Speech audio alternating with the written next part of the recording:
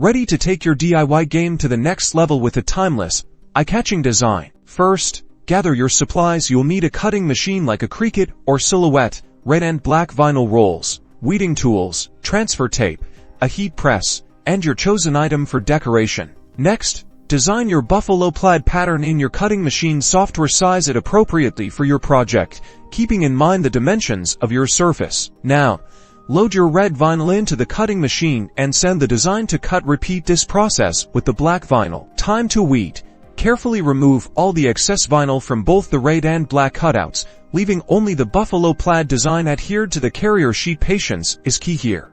Apply transfer tape to the top of your weeded red vinyl design, burnishing it well with a scraper tool. Carefully peel the transfer tape, lifting the red vinyl from its carrier sheet, and precisely position it onto your item. Burnish well and slowly remove the transfer tape. Now, repeat the transfer tape process with your black vinyl design. Carefully align it on top of the red layer to create the buffalo plaid pattern and burnish thoroughly before peeling away the transfer tape. Finally, use your heat press to apply heat and pressure to the vinyl, ensuring a strong and lasting bond. Follow a heat press manufacturer's recommended settings for your specific vinyl type and material. And there you have it.